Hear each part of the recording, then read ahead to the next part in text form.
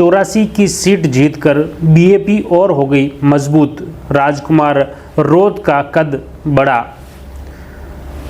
राजस्थान में उपचुनाव जो हुए विधानसभा के, उसके तहत खास तौर से मेवाड़ और वागड़ में देखा जाए तो मेवाड़ वागड़ में कहीं न कहीं भारत आदिवासी पार्टी यानी बीएपी ने अपना दायरा बढ़ाया है। भले ही वो सलूम्बर का चुनाव नहीं जीत पाए, लेकिन विपक्षी पार्टियों को बड़ा झटका देने में बीएपी कामयाब रही। यही वजह है कि 84 के बाद सलूम्बर में चुनाव जीतने में भाजपा को भी पसीने आ गए। चुनाव के दौरान मुख्यमंत्री भजनलाल शर्मा खुद सभा करने पहुंचे। भाजपा के दिग्गज नेता यहां पर डटे रहे, कई मंत्री यहां पर डटे रहे, लेकिन फिर भी चुनाव जीतने में काफ़ी पसीना आ गया। सलूम्बर का जो चुनाव रहा वो बड़ा ही दिलचस्प रहा। मतगणना जो हुई उसमें आखिरी राउंड तक हर राउंड में बीएपी का प्रत्याशी आगे रहा और एन वक्त पर जब अंतिम दौर आया तब अंतिम आखिरी जो राउंड था उसमें एकाएक भाजपा की प्रत्याशी शांता मीणा आगे बढ़ गई और करीब 1200 वोटों से वह जीत गई हैं। 84 विधानसभा की बात करें तो 84 में पहले से राजकुमार रोत 2 बार विधायक वहां रह चुके हैं। अब फिर वो सांसद चुने गए तो फिर उन्होंने विधायक का पद से इस्तीफा दे दिया, लेकिन क्योंकि परंपरागत सीट बीएपी की मानी जा रही थी और ख़ास तौर से जो सक्रिय कार्यकर्ता थे अनिल कटारों को वहाँ पर टिकट दिया था। राजकुमार रोत की भी प्रतिष्ठा वहाँ पर दांव पर थी। राजकुमार रोत लगातार गांव ढाणियों में जाकर लोगों को अपनी बात कह रहे थे। खास तौर से उनकी जो एक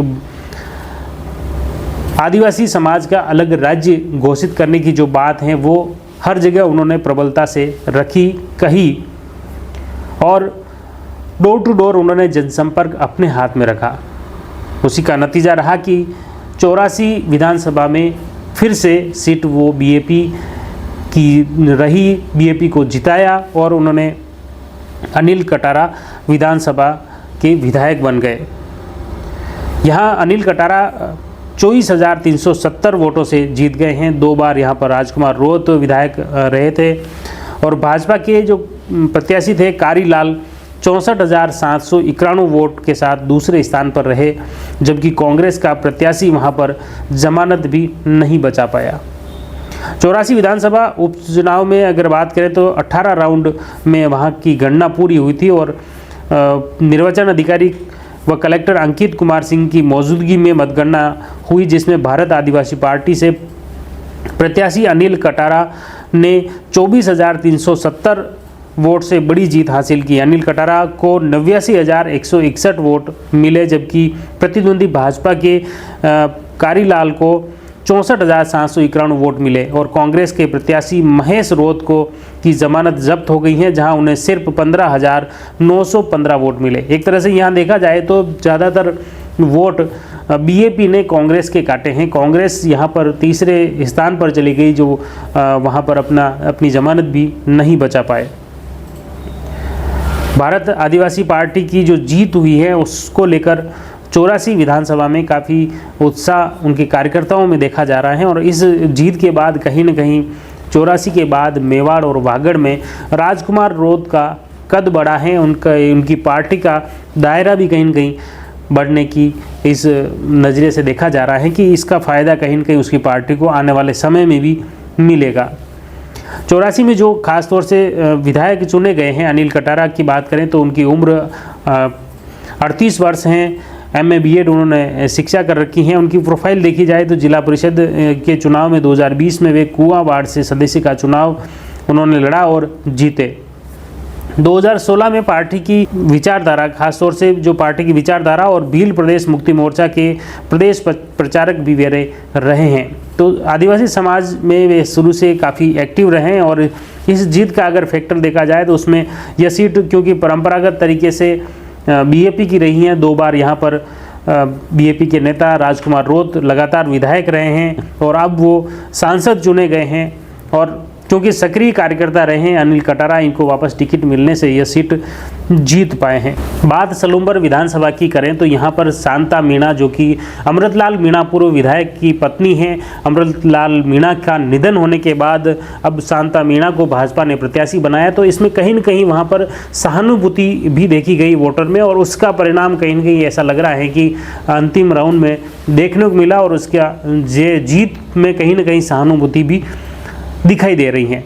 हालांकि यहाँ पर कड़ी टक्कर बीएपी के प्रत्याशी जितेश कटारा ने दी थी। वहाँ वो लगातार अंतिम राउंड के आखिरी राउंड से पहले तक लगातार वो आगे बढ़त बनाए हुए थे, और अंतिम राउंड में एकाएक भाजपा की प्रत्याशी शांता मीणा आगे बढ़ गई और 1285 वोट से वह जीत हासिल कर ली।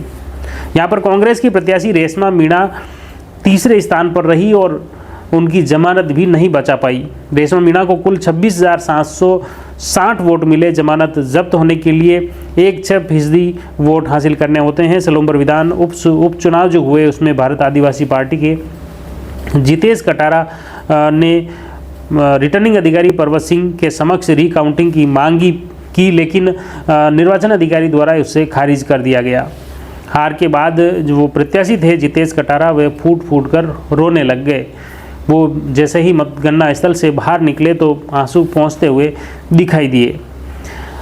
बीएपी के उम्मीदवार जितेश कटारा ने कहा था कि कलेक्टर आरओ बनने सबने मिलीभगत से मुझे हराया है और इस वजह से वे हारे हैं। उस तरह का इन्होंने गंभीर आरोप भी लगाए हैं, और साथ ही अब इसको लेकर हाईकोर्ट में चुनौती देने की बात भी कही जा रही है।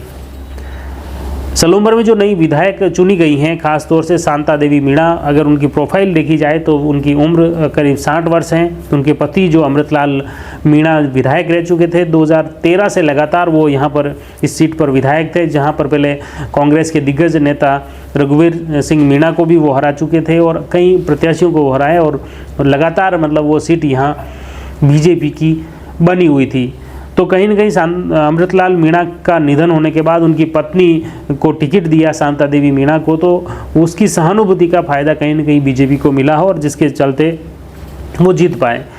अभी शांता देवी मीणा वैसे देखा जाए तो सेमारी ग्राम पंचायत की सरपंच भी हैं, और जीत के पीछे मुख्य रूप से बीजेपी का इमोशनल कार्ड काम आया, ये देखा जा रहा है। और पार्टी कैडर पूरी तरह से एक्टिव रही, क्योंकि परंपरागत सीट ये बीजेपी की रही है, और उसका फ़ायदा कहीं न कहीं भाजपा को इस बार मिला है। इन दोनों सीटों को लेकर जो देखा जा रहा है, खासतौर से 84 और सलूम्बर उदयपुर, अभी सलूम्बर अलग ज़िला बन गया है, तो दूसरी तरफ 84 विधानसभा हैं वह डूंगरपुर ज़िले की हैं। 84 विधानसभा वागड़ क्षेत्र में कहलाती हैं, और सलूम्बर वह मेवाड़ क्षेत्र का हिस्सा है। इस तरह कहीं न कहीं वागड़ और मेवाड़ दोनों ही क्षेत्रों में बीएपी भारत आदिवासी पार्टी अपना प्रभाव बढ़ाने में कहीं न कहीं कामयाब रही हैं। जब इस परिणाम को लेकर मीडिया द्वारा बातचीत की जा रही थी, तब उन्होंने कहा कि इस जीत के बाद खास तौर से 84 के पूर्व विधायक सांसद राजकुमार रोत व बीएपी के नेता स्पष्ट कहा कि आने वाले समय में अब इसके बाद अगला कदम क्या रहेगा, इसको लेकर उन्होंने बात पूरे प्रदेश की तरफ बढ़ाई है। उन्होंने बताया कि अब मेवाड़ वागड़ से आगे राजस्थान की तरफ बढ़ने की ओर उन्होंने इशारा किया है।